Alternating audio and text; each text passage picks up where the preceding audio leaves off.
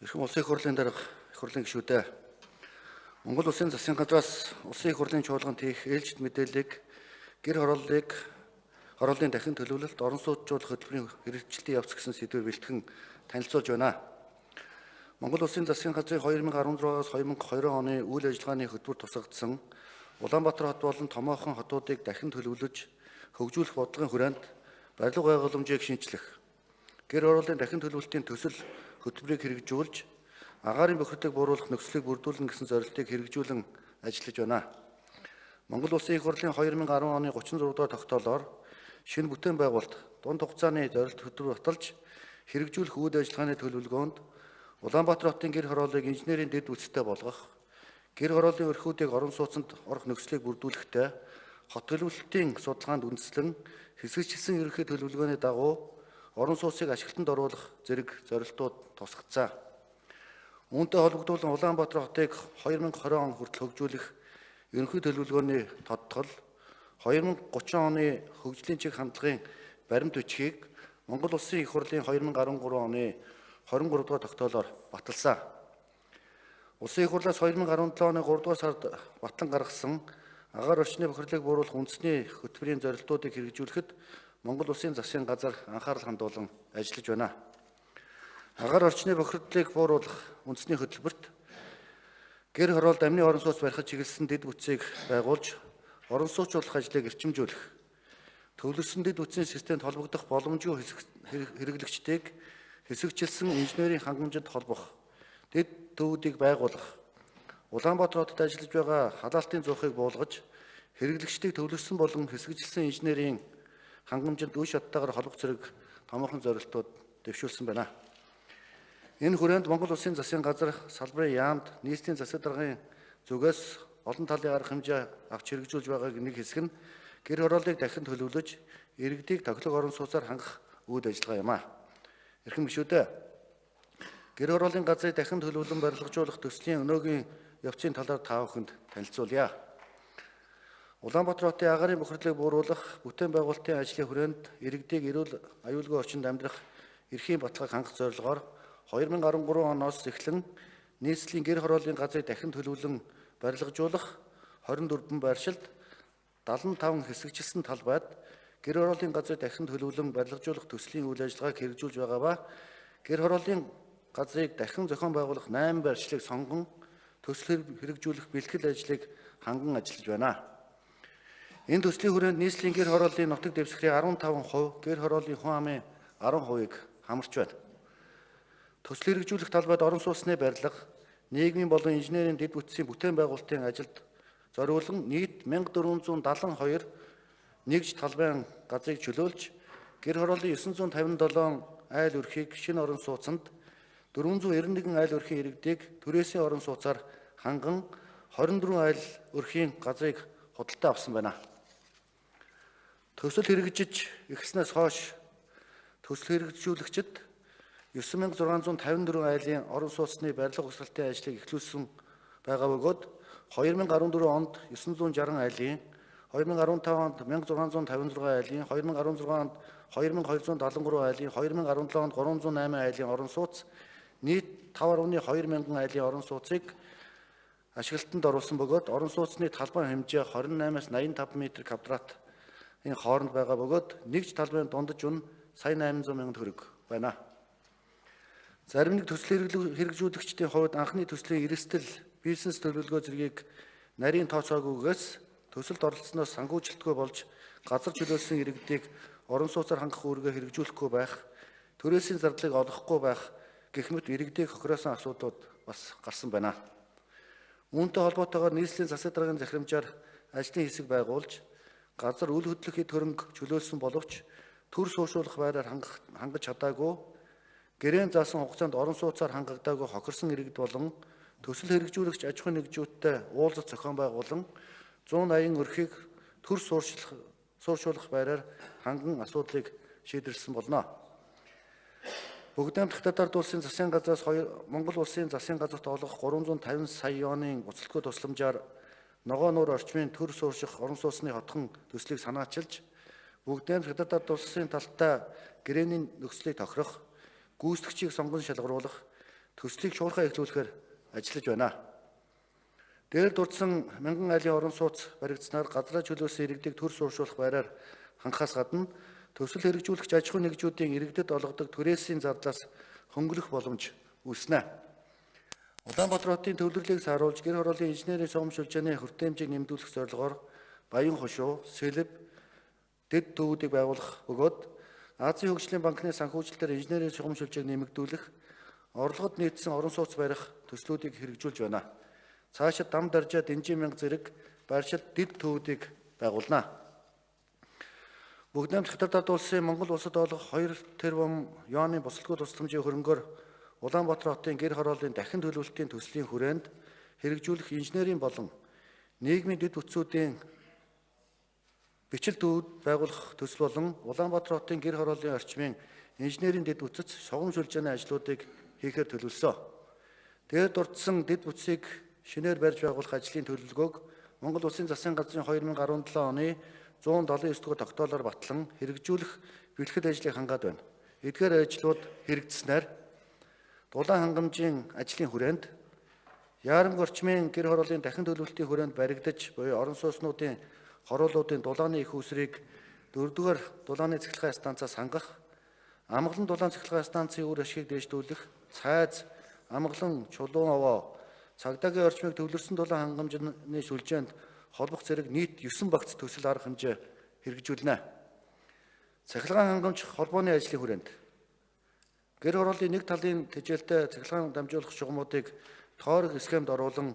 тастуур сурлуулснаар шугам тоноглол дээр гарсан гэмтлийг хурдан засварлах,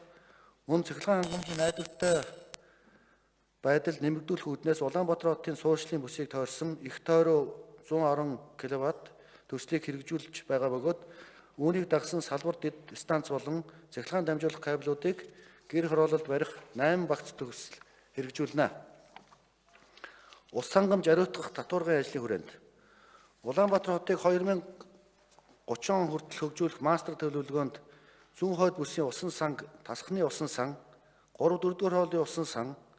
21 хоолойн усан сантай холбох гол шумыг шинээр байгуулна.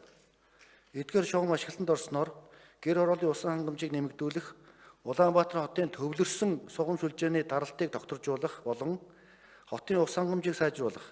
цэвэр усны нөөцийг нэмэгдүүлэх, усан сангууд төв цэвэрлэх байгууламжид холбогдох туул 1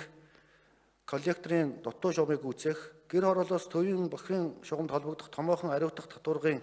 өргөтгөл шинжил зэрэг 16 багц төсөл арга хэмжээнүүдийг хэрэгжүүлэхээр төлөвлөд байна. Гэр хорооллын инженерийн хангамжийн бичил дэд төв байгуулах хүрээнд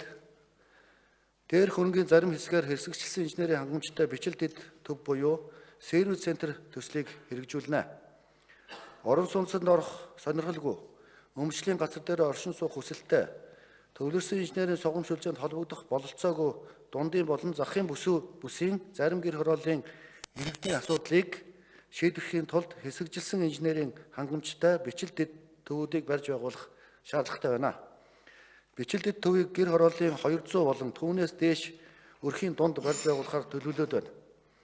Уг төвийн инженерийн дэд бүтцийн их усрыг хийн түлш, сэргэрд хэчим хүч, био бичил цэвэрлэх байгууламж ашиглаж шийдвэрлэх нь байгаль дээлтэй шийдвэр юм а. Мөн инженерийн хангамжийг төвлөрсөн бие даасан болон холимог шийдвэр хангах боломжтой. Эдгээр төвүүдийг эхний ээлжинд шаардлагатай байршилд барьж байгуулснаар 10,000 айлын дэд бүтцийн асуудлыг шийдвэрлэж зогсохгүй, иргэд өмчлөлийн газартаа амны орон сууц барихад ипотекийн зээлд хамрагдах боломж үүсч, олон улсын шаардлагад нийцсэн амны орон сууцны тохилог хорооллууд бий болох боломжтой. Дээрх ажлууд хэрэгжснээр Улаанбаатар хотыг 2020 он хүртэл хөгжүүлэх ерөнхий төлөвлөгөөний тодтгол, 2030 оны хөгжлийн чиг хандлага, баримт бичиг тусгдсан гэр хорооллын дахин төлөвлөлтийн хүрээнд баригдах эхний ээлжийн 42.8 мянган айлын орон сууцны барилга, 13,300 хүүхдийн сургууль, 4.7 мянган хүүхдийн цэцэрлэг, 210 хүний эмнэлгийн дэд бүтцийн асуудал бүрэн шийдвэрлэгдэж, иргэд орсон сууж байгаа газартаа инженерийн хангамжтай тохилог амны орон сууц барьснаар нийслэлийн агаар хөрсний бохирдыг бууруулахад багагүй хувь нэмэр оруулна гэж тооцож байна.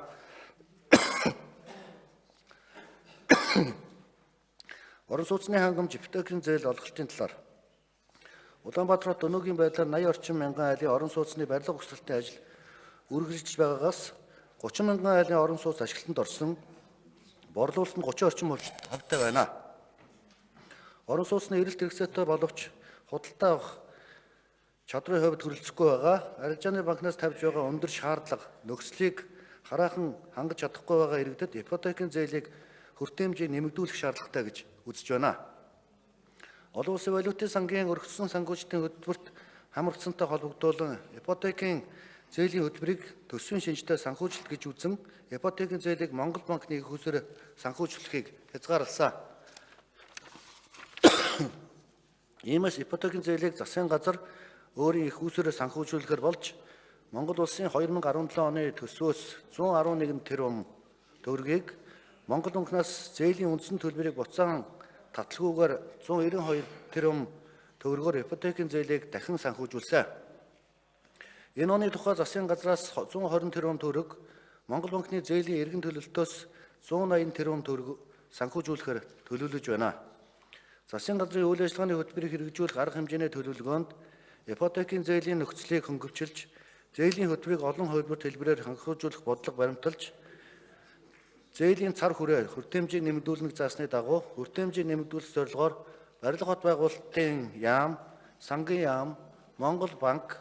төрийн орон сууцны корпорац, Улаанбаатар хотын гэр хорооллыг хөгжүүлэх хөрөнгө оруулалтыг дэмжих хөтөлбөр зэрэг газруудын төлөөллөөс бүрдсэн ажлын хэсгийг 2017 онд байгуулж ажиллуулсан. Ажлын хэсэг засгийн газраас хэрэгжүүлэх орон сууцны зээлийн хөтөлбөрийг зээлдэгчийн нийт хугацаанд төлөх зээлийн дарамтыг бууруулах, түрээслээд эзэмших тогтолцоотой хослуулан хэрэгжүүлэх уг арга хэмжээнд Монгол банкны ипотекийн зээлийн эргэн төлөгдөх буюу их усрыг ашиглах талаарх саналыг боловсруулж байна. Улсын их хурлын 2016 оны 12 дугаар тогтоолоор ирээдүйн тэтгэврийн нөөц сангийн тухай хуулиар батлагдсанаар гэр хорооллын дахин төлөлтөөс орон сууц худалдаа авсан иргэд ипотекийн зээлийг 5% хүүтэй олгох боломжтой болсноор тус төслийн орон сууцны борлуулалт харьцангуй сайжирч байна. Эрхэм гишүүдээ, засгийн газрын 2015 оны 248 дугаар тогтоолоор төрөөсийн орон сууц хөтөлбөрийг батлуулсан. Уг хөтөлбөрийн хүрээнд нийслэлд 16 мянган айлын, аймагуудын төв 4 мянган айлын төрөөсийн орон сууцны санг бүрдүүлэх зорилт тавин ажиллаж байна. Төрийн орон сууцны корпорацийн захиалгаар баригдаж ашиглалтанд оруулсан 1512 айлын төрийн өмчийн түрээсийн орон сууцны санг бүрдүүлэх асуудлыг шийдвэрлээд байна. Барилга хот байгуулалтын сайдын 2016 оны 28 дугаар тушаалаар иргэдийг түрээсийн орон сууцнд хамруулах журмыг баталж, зорилттой бүлгийн нийт 1512 өрхийг түрээсийн орон сууцнд хамруулад байна. Төрийн мэдлийн түрээсийн орон сууцны 725 орон сууц нь 8 аймаг, 787 орон сууц нь Улаанбаатар хотод байна. Хөтөлбөрийг цаашид үргэлжлүүлэхийн тулд төрийн орон сууцны корпорацийн захиалгаар баригдаж, барилга угсралтанд дуусаагүй байгаа 1560 айлын орон сууцыг санхүүжүүлэхэд шаардлагадах хөрөнгийн их усрыг шийдвэрлэх шаардлагатай байна. Цаашид гэр хорооллын иргэдийг орон сууцуулах чиглэлээр засгийн газрын үйл ажиллагааны хөтөлбөрт орон сууцны ипотекийн хөнгөлөлттэй зээлийн хөтөлбөрийг хэрэгжүүлж, зээлийн цар хүрээ хүртээмжийг нэмэгдүүлэх, ногоон хувийн орон сууц загвар төслийг үе шаттайгаар хэрэгжүүлэх, аймаг үрт 1000 айлын орон сууц төсөл, түрээсийн орон сууц хөтөлбөрийг үргэлжлүүлэх, хот суурин газруудад шинээр баригдах орон сууцны хорооллын инженерийн хангамжийн сувгам шүлжээний техник шийдлүүдийг хонглын системээр төлөвлөн хэрэгжүүлэх зорилт тавин ажиллаж байна. Мэдээлэл хийж дуслаа. Баярлалаа.